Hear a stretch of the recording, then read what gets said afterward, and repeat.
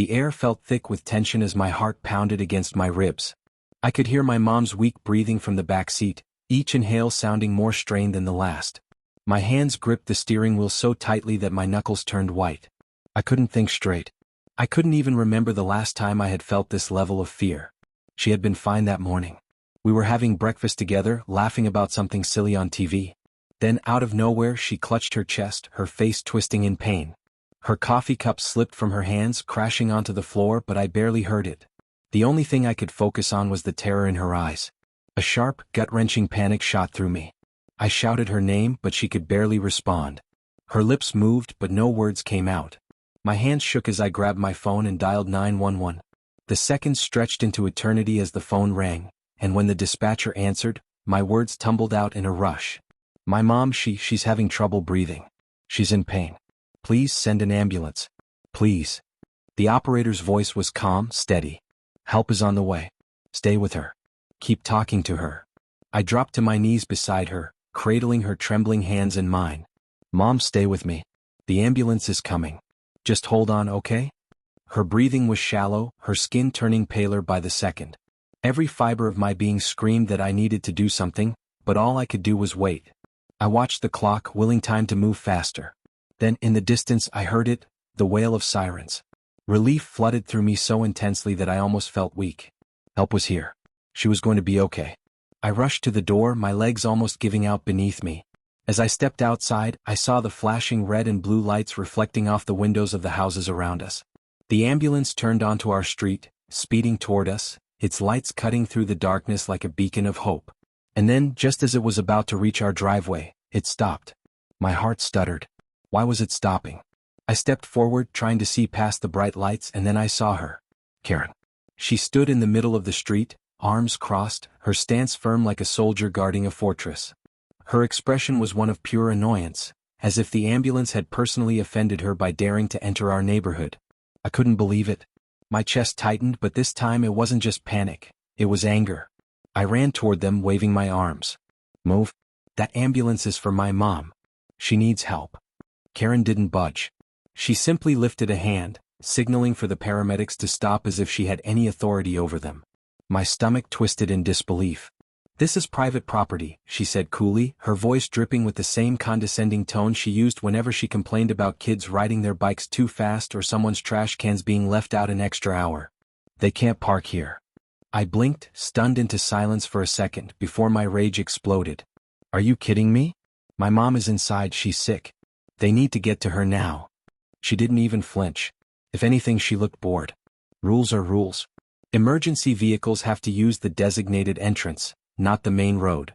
I don't make the rules. I just enforce them.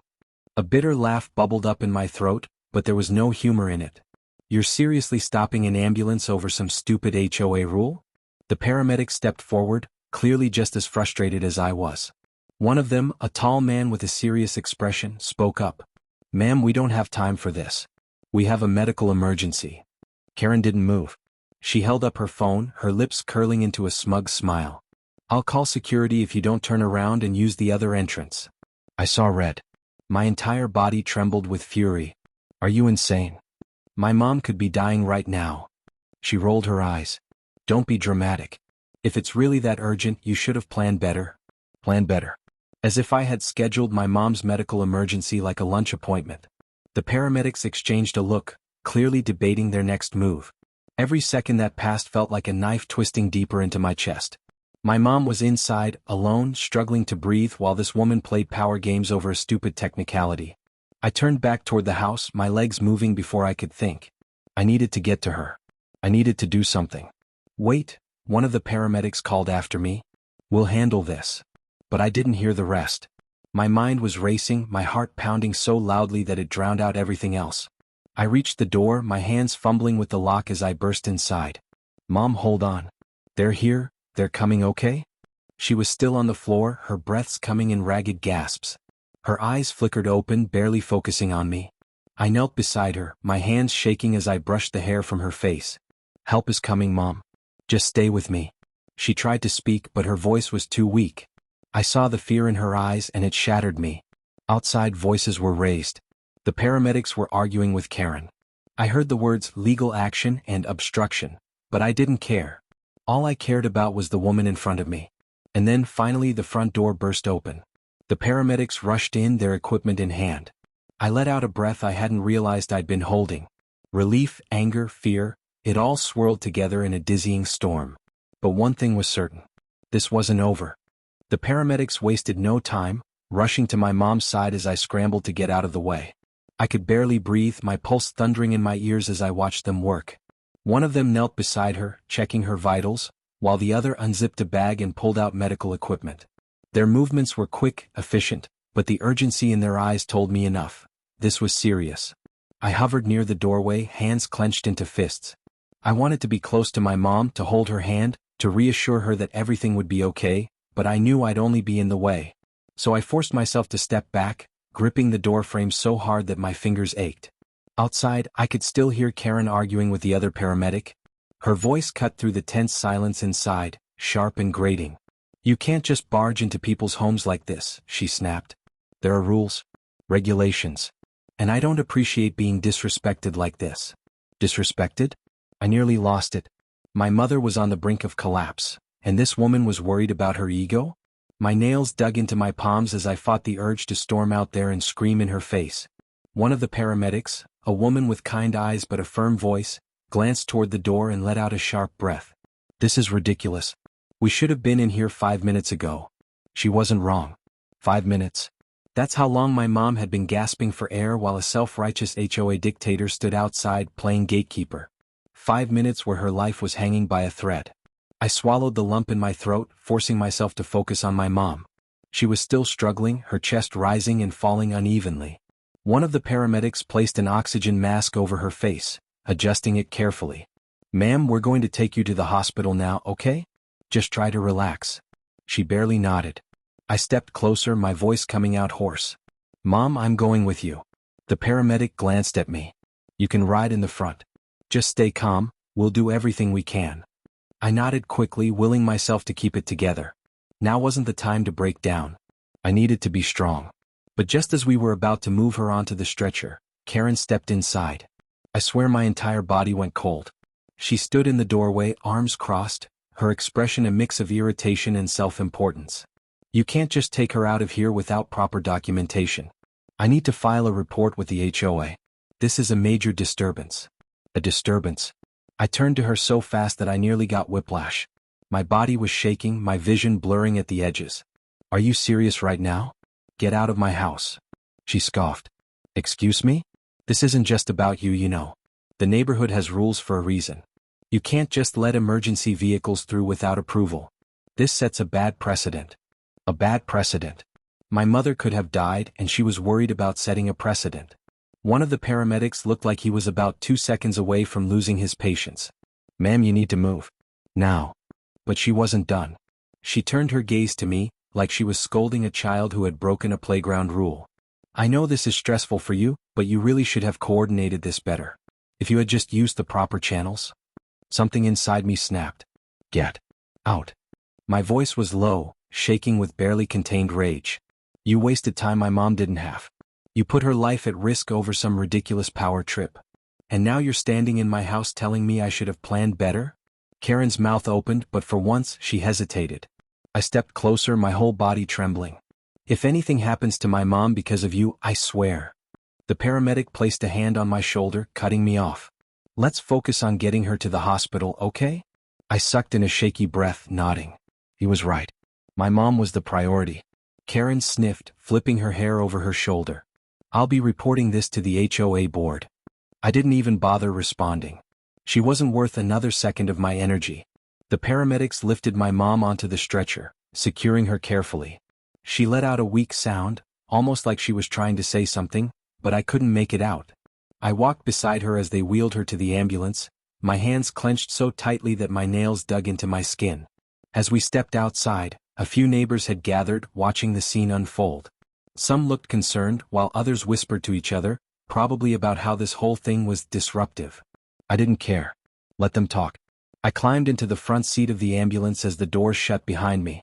The moment we started moving, I let out a breath I didn't realize I had been holding. I glanced back, watching as my mom lay there, still too weak to even lift her head. And then, just before we turned the corner, I caught one last glimpse of Karen. She was standing in the middle of the street, arms still crossed, watching us leave with a look of utter disapproval. And that's when I realized, this wasn't over. The ambulance sped through the streets, sirens wailing, lights flashing against the buildings as we weaved through traffic. I sat in the front seat, gripping my knees so hard my nails dug into my skin. Every second that passed felt like an eternity. I kept glancing back at my mom through the small window separating the front from the back, watching as the paramedics worked on her. She looked so small, so fragile. The sight of her hooked up to oxygen, barely moving, made something deep in my chest tighten. I swallowed hard, my mind racing. My emotions were tangled: fear, anger, frustration, helplessness. My heart hadn't stopped pounding since the moment I found her gasping for breath on the floor. And Karen, God, Karen, had only made everything worse. I clenched my jaw, replaying her smug expression in my mind. How could someone be so heartless? How could she stand there and waste time while my mom was suffering? The paramedic in the back tapped on the glass, pulling me from my thoughts. We're almost there. She's stable for now, but we need to get her checked out immediately. I nodded, barely able to form words. Stable. That was something at least. But it wasn't enough. When we pulled into the hospital's emergency bay, the paramedics jumped into action. The back doors swung open and they wheeled my mom out, moving fast but careful. I scrambled out of the front seat, my legs unsteady as I rushed to follow them inside. Doctors and nurses swarmed around her the second we entered. The blur of movement, the beeping machines, the hurried voices, it all felt too overwhelming. Someone asked me questions. Her medical history, what had happened, how long she had been unresponsive. I answered as best as I could, my voice shaky, my mind struggling to keep up. Then they took her through a set of doors and I wasn't allowed to follow. I stood there, breathing heavily, staring at the closed doors as my heart hammered in my chest. My hands felt empty, useless. I needed to do something. I pulled out my phone, fingers shaking as I scrolled through my contacts. There was only one person I wanted to call. It rang twice before she picked up. Hello. Hearing her voice almost broke me. Aunt Lisa, I choked out. It's Mom? She's in the hospital. There was silence, then a sharp intake of breath. What happened? I told her everything. The emergency. The ambulance. And then, with a surge of fresh anger, I told her about Karen. Every detail, every second she wasted, every ridiculous excuse she made while my mom was fighting for air. By the time I finished, my entire body was shaking again. She could have died, Aunt Lisa. And that woman, she acted like it was just some minor inconvenience. There was a long pause on the other end of the line. Then Lisa spoke, her voice low and steady. She messed with the wrong family. A shiver ran down my spine. Because Aunt Lisa wasn't just any relative. She wasn't just my mom's sister. She was someone people didn't cross. I exhaled slowly. What do we do? You focus on your mom, Lisa said firmly. I'll handle the rest. I didn't ask what she meant. I didn't have to. Because when Lisa said she would handle something, she meant it. And Karen had no idea what was coming. The waiting room was too quiet, yet somehow unbearably loud. The clock on the wall ticked in a slow, agonizing rhythm, each second stretching into eternity. My legs bounced restlessly as I sat hunched forward, my hands clasped together so tightly my knuckles turned white. The smell of antiseptic burned in my nose, mixing with the distant sound of murmured voices and beeping machines beyond the closed doors. Every few minutes, a nurse or doctor would pass by, but none of them stopped. None of them had news. My mom was still inside, surrounded by people trying to keep her alive, and I couldn't do anything but sit there and wait. The helplessness was unbearable. Then, the sound of heels clicking against the floor made me look up. Aunt Lisa walked in, her presence commanding the space the second she entered. Her expression was unreadable, but her eyes, sharp and calculating, told me everything. She was furious. I barely had time to stand before she reached me, pulling me into a firm hug. How is she? She asked, her voice steady but strained. I don't know yet, I admitted, my throat tightening. They haven't told me anything. Lisa pulled back slightly, scanning my face like she was assessing my state of mind. She's strong, she said. She's going to pull through. I wanted to believe that. I needed to believe that. Then her gaze hardened. Now tell me exactly what happened with that woman. I didn't hold back. I told her everything, every moment wasted, every excuse Karen had given, every second she had spent blocking the ambulance like my mother's life was some kind of minor inconvenience. Lisa listened without interrupting, but her expression grew darker with each word. When I finished, she exhaled slowly, her fingers tapping against her crossed arms.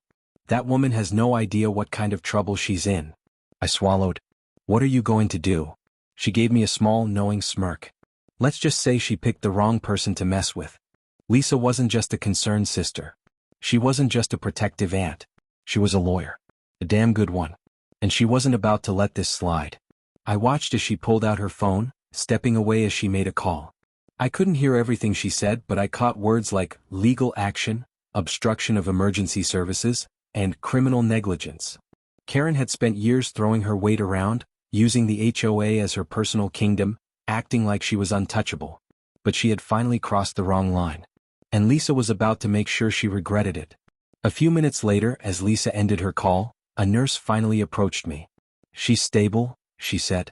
The breath I had been holding finally escaped. My knees nearly buckled from relief. Lisa placed a hand on my shoulder, her grip firm.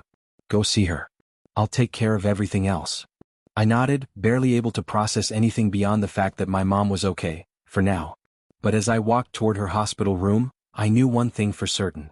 Karen's reign over the neighborhood was about to come to an end,